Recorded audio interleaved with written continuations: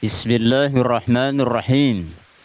Alhamdulillahilladzi anzalal Qur'ana ala 'abdihi wa rasulihi Muhammad ibn Abdullah liyakuna basyiran wa nadhira wa sirajan munira. Marilah kita lanjutkan kembali pembacaan kitab Mukhtasar Tafsir Al-Baghawi. Dan tibalah saatnya kita memasuki ayat yang ke-60 yang terdapat di dalam surah Al-Baqarah.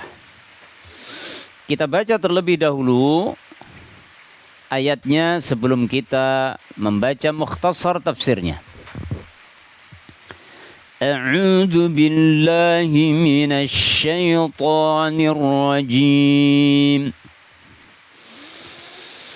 وَإِذِ اسْتَسْقَى مُوسَى لِقَوْمِهِ فَقُلْنَا اضْرِب بِّعَصَاكَ الْحَجَرَ فَانفَجَرَتْ مِنْهُ 12 عَيْنًا قَدْ عَلِمَ كُلُّ أُنَاسٍ مَّشْرَبَهُمْ كلوا واشربوا من رزق الله ولا تعثوا في الأرض مفسدين. Wa idh istasqa, dan ingatlah ketika memohon curahan air Musa. Siapa Musa? Nabi Musa. Wa idh istasqa Musa, dan ingatlah ketika Nabi Musa meminta curahan air liqaumihi, untuk kaumnya. Faqulna, maka kami perintahkan, idrib, pukulkanlah olehmu, bi'asaka, tongkatmu, al-hajara, ke batu. Fangfajarat, maka memancar minhu, dari batu itu, 12 ainan, sumber mata air. Memancar darinya 12 mata air. Qad alima, yang sungguh bisa mengetahui, kullu unasin, setiap orang, masyrabahum, setiap kelompok manusia bisa mengetahui, masyrabahum, tempat minum mereka masing-masing. Kulu, maka makanlah oleh kalian, washrabu, dan minumlah oleh kalian, min rizqillah, dari rizki Allah. Wala ta'thaw, akan tetapi janganlah kalian berbuat kejahatan, fil ardi, di muka bumi, mufsidina, dengan melakukan perbuatan kerusakan. Ayat ini masih ada kaitan dengan ayat-ayat sebelumnya, yakni Allah mengingatkan kenikmatan yang telah Allah berikan kepada orang-orang Bani Israel di zaman Nabi Musa. Di mana di dalam ayat ini Allah mengingatkan bagaimana ketika Musa memintakan siraman air kepada Allah untuk kaumnya, yakni di saat mereka sedang kehausan, sedang kehausan, berada di tengah-tengah padang pasir yang begitu panasnya. Lalu Allah Subhanahu wa taala memerintahkan Nabi Musa untuk memukulkan tongkatnya ke batu. Lalu memancarlah dari batu itu 12 mata air, yang itu sesuai dengan jumlah suku dari kalangan Bani Israel yang kala itu menjadi pengikut Nabi Musa. Maka terpancarlah 12 sumber mata air dari batu itu, sehingga masing-masing dari 12 suku itu mendapatkan tempat sumber mata air sendiri-sendiri. Sehingga tidak perlu berebut dengan yang lain, tidak perlu mengambil jatah yang lainnya. Nah, lalu Allah Subhanahu wa taala mempersilahkan mereka untuk menikmati rezeki Allah tersebut, dengan meminum, makan makanan yang sebelumnya sudah Allah turunkan dari langit man dan salwa itu. Kemudian di sini yaitu Allah memerintahkan agar mereka meminum minuman yang Allah rezekikan kepada mereka, yaitu yang memancar dari batu. Subhanallah. Akan tetapi Allah melarang mereka jangan berbuat kejahatan di muka bumi dengan melakukan berbagai kerusakan. Inilah kenikmatan yang sangat besar yang Allah berikan kepada orang Bani Israel, yaitu tatkala mereka kehausan di tengah padang pasir. Di sana tidak ada mata air, tidak ada sumur, tidak ada sungai. Di tengah padang pasir yang sangat luas sejauh mata memandang. Maka Allah Subhanahu wa taala memberikan anugerah kepada mereka dengan melalui Nabi Musa. Ya, diperintahkan untuk memukulkan tongkatnya, yang dengan tongkat itu dipukullah batu sehingga batu itu memancarkan 12 sumber mata air. Ini adalah mukjizat yang Allah berikan kepada Nabi Musa. Ya, untuk menunjukkan benarnya nubuah kerasulan Nabi Musa, dan juga untuk menunjukkan kuasa Allah, dan untuk memberikan kenikmatan kepada orang Bani Israel, sehingga seharusnya mereka mensyukuri nikmat tersebut, tidak mengkufurinya. Akan tetapi sekali lagi Bani Israel adalah orang-orang yang selalu ya mengkufuri nikmat Allah Subhanahu wa taala. Nasallallahu alaihi wasallam. Kita baca mukhtasar tafsirnya.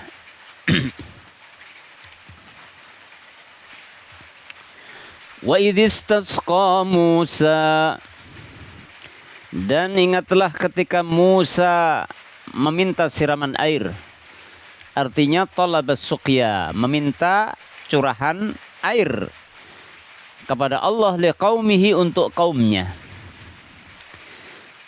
Kapan itu terjadinya? Wadzalika annahum atashu, hal itu karena bahwasanya mereka kehausan fitih di tengah-tengah padang pasir yang panas.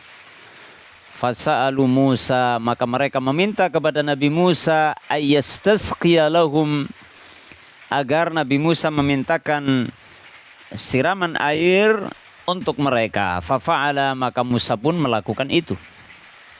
Sesuai permintaan mereka, maka Nabi Musa berdoa kepada Allah meminta siraman air. Fa'auha ilaihi, maka Allah wahyukan kepada Musa kama qal, sebagaimana Allah berfirman, faqulna idrib bi'asaka, maka kami perintahkan kepada Musa, pukulkanlah tongkatmu. Wa kanat min asil jannati, dan adalah tongkat itu, ya, tongkat yang dibawa oleh Nabi Musa adalah berasal dari pohon as yang ada di surga.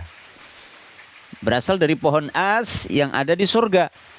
Hamalaha Adamu minal jannati, yang telah dibawa oleh Nabi Adam dari surga. Jadi ketika Nabi Adam turun ke bumi, diperintahkan Allah turun ke bumi, ternyata dia membawa sebuah tongkat dari pohon, sebuah pohon yang ada di surga yang disebut dengan pohon as. Ya. Jadi Nabi Musa bawa, Nabi Adam bawa tongkat itu, fatwarisuhal anbiya'u, lalu para nabi setelahnya mewarisi tongkat itu. Ya. Para nabi-nabi setelahnya mewarisi turun temurun tongkat yang dibawa Nabi Musa itu, yang dibawa Nabi Adam itu. Hatta wasalat ila Syu'aibin alaihi salam, sehingga sampailah tongkat itu kepada Nabi Syu'aib alaihi salam.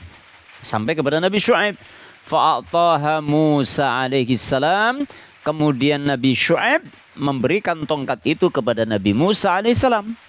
Nah, akhirnya Nabi Musa yang memegang tongkat itu, yang kemudian digunakan untuk memukul laut, membelah laut, ya, dengan izin Allah, dengan kuasa Allah. Ya, lautan bisa terbelah, kemudian ketika dilempar melawan tukang-tukang sihirnya Fir'aun, ya, maka tongkat itu menjadi ular beneran, gitu kan.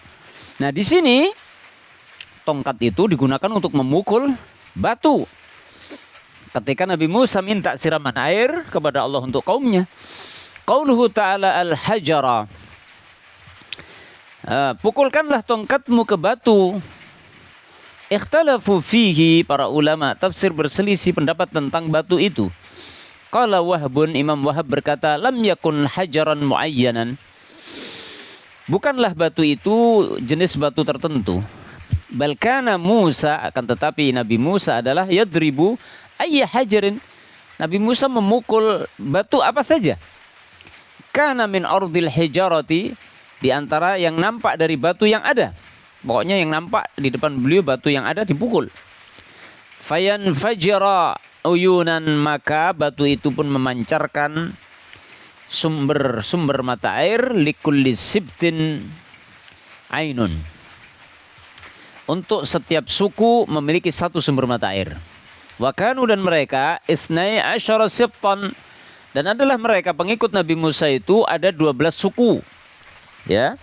Jadi ada 12 suku Bani Israel yang menjadi pengikut Nabi Musa alaihissalam. Summa tasilu kullu ainin. Kemudian setiap sumber mata air itu bisa mengalir fi jadwalin, sesuai pada jadwal, sesuai waktu yang dijadwalkan, mengalir ila sibti, kepada suku alladhi umira an yasqiyahum. Jadi sesuai dengan apa yang dijadwalkan, ya, setiap sumber mata air itu bisa mengalir air sampai kepada suku yang diperintahkan untuk disirami air itu. Ya, subhanallah ya. Wa qala al-akharun, dan ulama yang lain berkata, kana hajaran muayyanan. Batu tersebut adalah batu tertentu. Bidalili annahu, dengan dalil bahwasanya arrafahu bil alifi walam, bahwasanya Allah Subhanahu wa taala memakrifahkan batu itu dengan menggunakan alif dan lam. Al-hajara faqul nadrib bi'asakal hajar. Ada alif lam. Ma'rifah berarti menunjukkan bahwasanya batunya itu batu yang sudah ditentukan. Wa qala Ibnu Abbas, dan Abdullah bin Abbas berkata, kana hajaran khafifan murabba'an. Adalah batunya itu adalah sebuah batu yang tipis, persegi 4. Ala qadri ra'sir rajuli, seukuran sebesar ukuran kepala orang dewasa. Jadi sebesar kepala kita ini, sebesar ukuran kepala orang dewasa. Ya, tipis, kotak. Kana yadauhu fi mikhlatihi, yang mana Nabi Musa meletakkan batu itu di keranjangnya, keranjang rumput. Fa idza taju, lalu ketika mereka orang-orang Bani Israel membutuhkan ilal ma'i, membutuhkan air, wada'ahu, maka Nabi Musa meletakkan batu tersebut, wadarabahu bi'asahu, dan Nabi Musa memukulnya dengan tongkatnya. Jadi batu itu disimpan sama Nabi Musa di keranjang. Jadi batunya bisa dibawa kemana-mana gitu kan. Kapan butuh air maka dipukul oleh Nabi Musa, maka memancar air. Ya, subhanallah. Qauluhu ta'ala, firman Allah ta'ala, fanfajarat, maka memancarlah. Fadharaba, artinya Nabi Musa memukul. Fanfajarat, maka memancar. Salat, artinya mengalir. Begitu dipukul langsung memancar, mengalir air. Memancar air minhu, darinya, isnata asyrata aina, memancar dari batu itu 12 mata air. Ala adatil asbati, sesuai jumlah suku-suku yang ada. Suku-suku yang menjadi pengikut Nabi Musa alaihissalam yang kurang lebih ada 12. Qad alima kullu unasim masyrabahum, sungguh setiap suku mengetahui tempat minum mereka. Maudhi'a syurbihim, maksudnya mengetahui tempat minum mereka. La yadkhulu sibtun ala ghairihi fi syurbihi, yang mana tidak perlu ada satu suku yang masuk pada suku yang lain di dalam meminum air tersebut. Enggak perlu, masing-masing sudah ada tempatnya, tempat minumnya. Ini kenikmatan yang luar biasa. Lalu Allah katakan, kulu washrabu mir rizqillah, makanlah dan minumlah dari rezeki Allah. Artinya waqulna lahum, kami telah mengatakan kepada mereka, kulu, makanlah, minal manni was salwa, makanlah kalian dari man dan salwa yang sudah disebutkan dalam ayat sebelumnya. Man yaitu makanan manisan, dan salwa adalah sejenis burung puyuh. Washrabu, dan minumlah minal ma'i, dari air tersebut, air yang memancar dari batu itu. Fahada kulluhu mir rizqillahi, maka ini semuanya adalah termasuk dari rezeki Allah. Ya'tikum bila masyaqqatin, maka ini semua adalah merupakan rezeki dari Allah yang datang kepada kalian tanpa susah payah, tanpa kalian susah payah untuk mencarinya. Maka akhirnya Allah katakan wala ta'sau, dan janganlah kalian berbuat kejahatan fil ardi, di muka bumi, mufsidina, dengan melakukan kerusakan. Al-asyu artinya asyaddul fasad, yaitu kerusakan yang paling rusak. Ya, kerusakan yang paling parah, perbuatan rusak yang paling buruk gitu ya. Itu al-asyu dalam bahasa Arabnya. Jadi asyaddul fasad, yaitu kerusakan yang paling parah, atau kerusakan yang paling buruk, itu namanya al-asyu.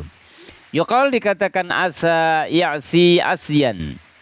Ya, kalau dalam ilmu sharaf, asa ya'si asyan.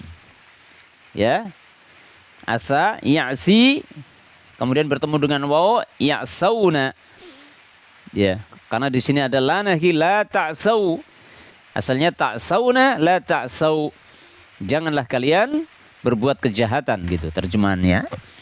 Wa asa ya'su aswan, wa asa ya'isu aisan. Itu satu makna, ya. Ini adalah satu makna. Ya, al-asyu yang artinya adalah kerusakan yang paling buruk.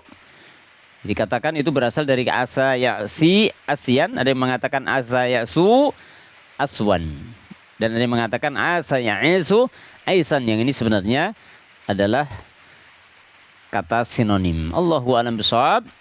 Ala kulli hal, intinya di dalam ayat ini bagaimana Allah Subhanahu wa taala mengingatkan di antara sebagian dari nikmat yang besar yang telah diberikan kepada orang-orang Bani Israel yang mengikuti Nabi Musa kala itu. Begitu mudahnya mereka mendapatkan nikmat dari Allah. Ketika Nabi Musa meminta untuk mereka dikabulkan. Ini kenikmatan yang besar untuk orang Bani Israel. Kenikmatan yang spesial yang selalu Allah berikan kepada orang Bani Israel, yang seharusnya orang Bani Israel itu banyak bersyukur kepada Allah Subhanahu wa taala dengan mengimani isi Taurat.